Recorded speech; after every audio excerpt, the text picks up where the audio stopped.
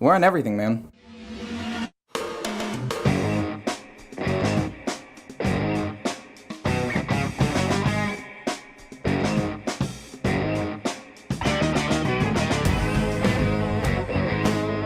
Hello everybody, this is Hearthstone Meta Hype. I am eCore100 with my friend Venga Dragon. How's it going, Venga?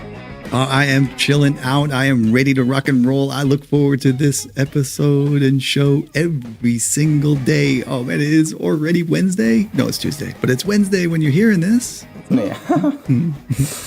Yeah, and before we start, just want to mention that Horizen is doing a giveaway of 5 packs, so there'll be a link in the description, and you guys can check that out. And yeah, so the first thing that I want to talk about is obviously the new game mode Duels, and I don't know if my opinion on Duels is the popular or unpopular opinion, because I haven't talked about it too much, but I'm a little bit disappointed with it. I think that it will get better. Obviously it's an early access, so it's a little bit dramatic to be like, I don't like this game mode so early on, but I just feel like it was a little bit phoned in. I feel like it takes kind of the worst aspect of standard, because like half of your deck is going to be constructed every game, and then like the kind of lame aspect of arena where sometimes you'll just low roll and get nothing but bad cards or a bad treasure in your run, and you'll just go like 3-3. Like I've had runs where I use the same deck with the same class on mage, and I'll go like 7+, or I'll go like 3 or less just because of that first treasure that I get, and I just get outclassed by everything. I do think that the MMR system later on, and the rewards, and the new hero powers, and new treasures, and new everything that's going to come out will make it better. But personally, right now, I'm a little bit underwhelmed with the whole style of it all. But what do you think? Yeah, I mean, I like kind of just dabbled in a little bit, and I mean, I think one of the cool things about the duels is the aspect that it does bring in some elements of deck building, which is a good thing. Creativity and deck building is fun. It's not necessarily something that I practice to do every single week. I didn't really like the dungeon runs. Didn't really like I don't play a lot of arena. But I do agree with you completely about the idea of how it is a situation where it takes the best of, the best and the worst of two different things kind of. So I am too not really super hyped up about the thing. It seems just kind of, it's just thrown in there. It's very just whatever. I always think of things in the term of how does a game, imagine if this game didn't have Hearthstone. You put this out without like the on its own? Yeah, just put this out. Oh, okay. What do you think? How do you think it would go if they just like there wasn't like pretend in a crazy world that there was no Hearthstone and this was the first game that they put out? How would it be? I mean, have you ever played Slay the Spire? Yeah. Yep. Yeah, I feel like as of right now, it's just a worse version of Slay the Spire. I found Slay the Spire to be super duper fun. Obviously, this dungeon run is actually PvP, which is quite interesting. It at least takes the normal dungeon run and spins it a little bit, so it's not like dungeon run again.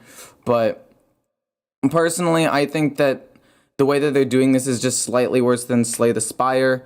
Or maybe that's just because I've had such fond memories of Slay the Spire in the past, and I'm just like comparing it to something that I used to play a lot. But if they just released it alone, I don't think it would do nearly as well. I think that it's mostly because of the fact that it's like built into Hearthstone, Yeah.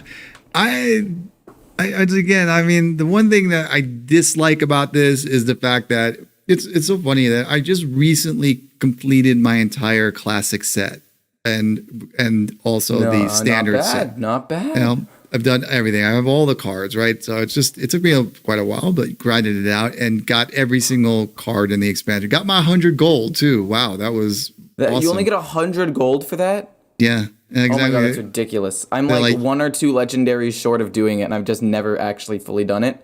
Yeah. They're like, ooh. Only 100 gold.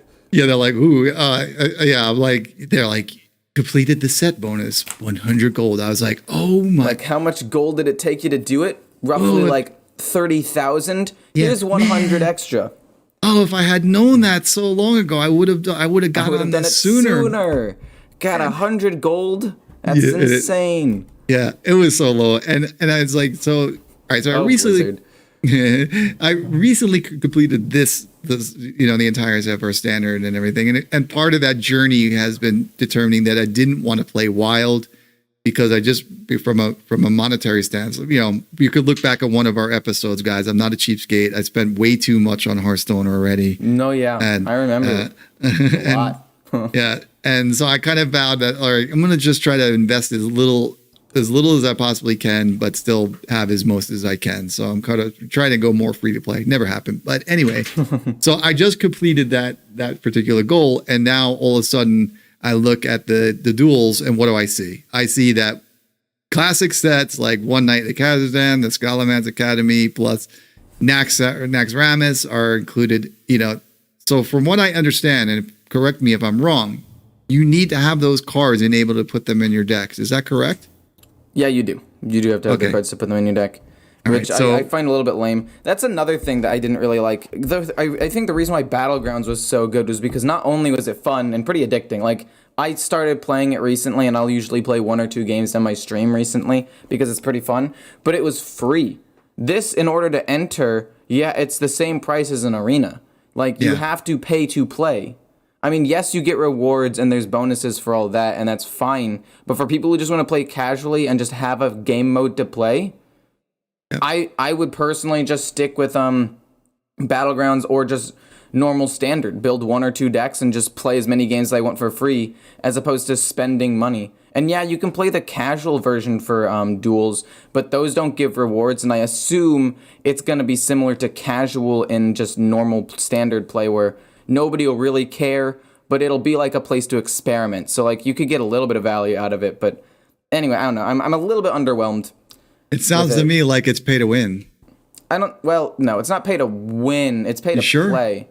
Because I define pay to win as something like if you pay, you will progress and like win games much, like you will beat somebody who's put the same amount of time into the game as you. But with this game, I don't think that's necessarily true. Like, your options are limited, but, like, if you just, save up some gold and build a Face Hunter, 2 people who have 2 completed decks, I mean, obviously, matchups will be different and everything, but, like, theoretically, a Face Hunter of a guy who saved up and built a Face Hunter deck, and a Face Hunter of a guy who spent $2,000 on the game to make the exact same Face Hunter deck will most likely have the exact same outcome. So I don't think it's pay to win. I think it's just like pay to play and pay to have like extra fun. Because free to play would only give you so many options. But like theoretically, if you build 1 good deck, you should still have a good chance of winning. How about this? Can we add a third one into it then? Pay to compete.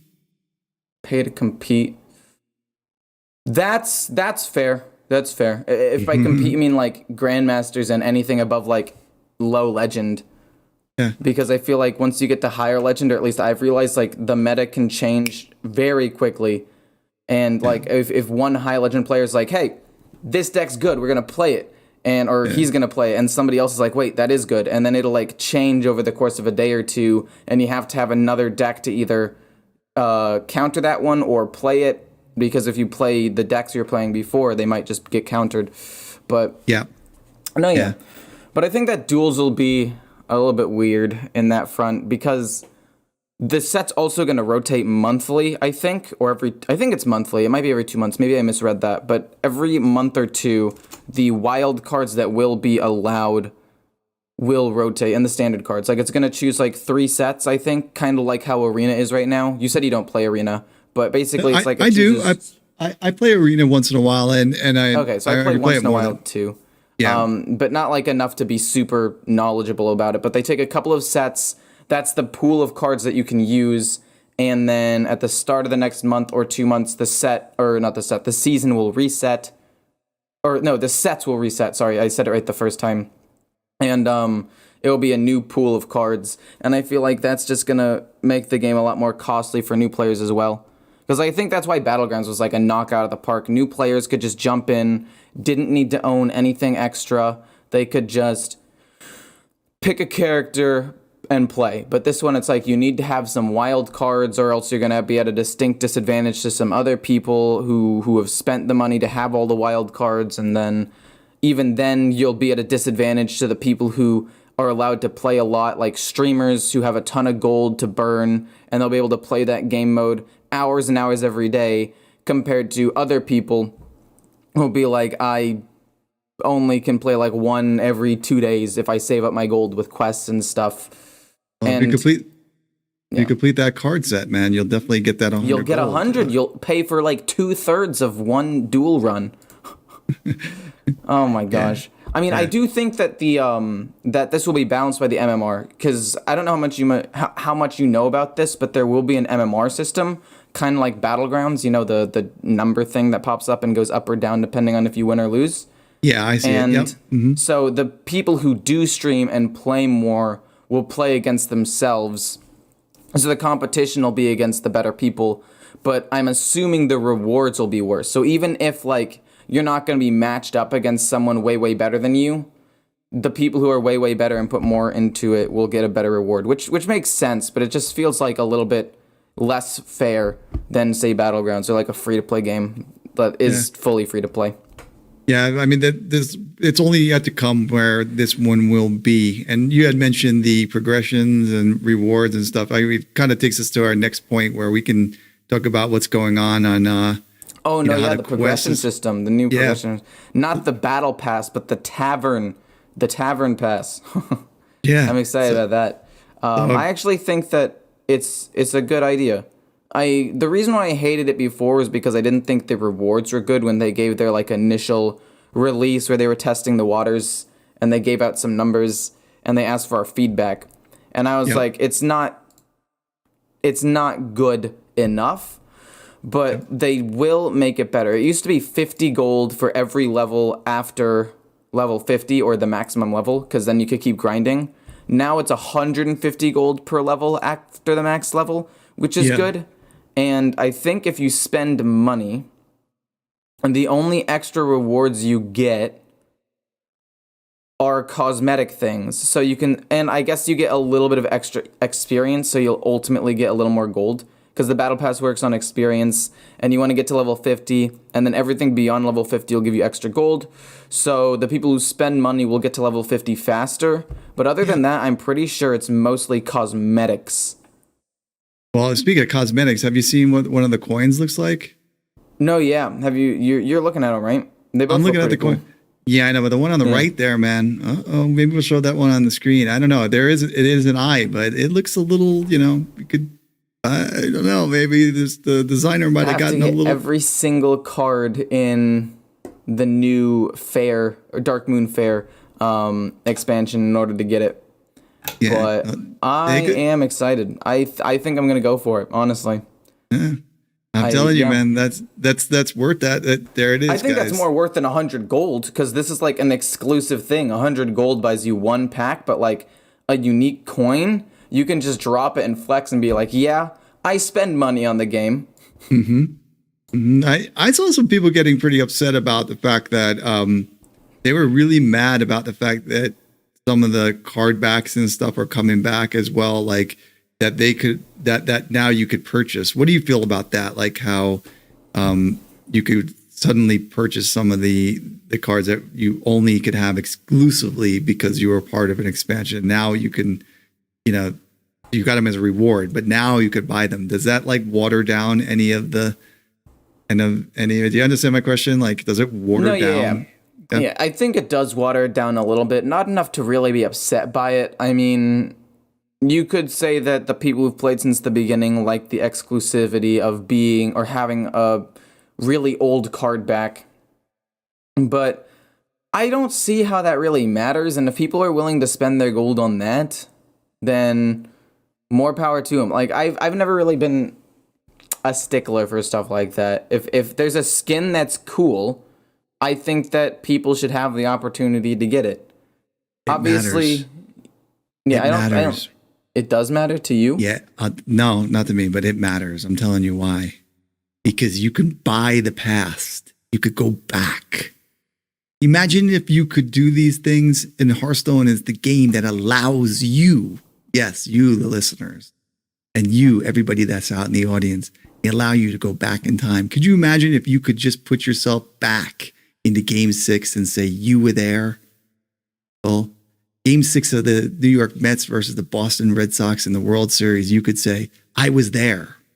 Well, Hearthstone allows you to do that. They give you the cards that you can now buy, and you can pretend that you were back in the day, and no one has to know. Can you imagine that? Look at the value they give you. Okay, I actually kind of see where you're coming from there. I think you're using an extreme example to prove your point, but I do understand where you're coming from. And I don't know. It doesn't matter to me, man. I could care less. Honestly, I'll buy some of those card backs just to be cool, whatever. But I ain't gonna go around. You know what I'm saying? If I had one, I don't care. There's certain things I have that other people can now buy. Who cares, right? No, yeah. I mean, I don't really care. I mean, I've played since the beginning, but I did take like a 3-month break, so I didn't get a couple of card backs. If I had the opportunity to get those, great. And if some other person got an early card back because it looked cool, I don't care if they played before or after that point. Like, who cares? It's just a cool card back and they wanted it, and Blizzard gave them the opportunity to get it with gold. I have no issue with it, honestly. Well, that's easy when you're on the top like you are, man. You're when you're like the old school top of the list, you know what I'm saying? You can just say, I don't mind if people are chasing me. It's the ones that aren't the real deal like you, Ecor. You know what I'm saying? Well, thanks. I do consider myself to be a bit of the real deal. Yeah, baby, he is the real deal. There's one of the things, like if you're listening to this show on like say Spotify or Apple or wherever it is, that's cool.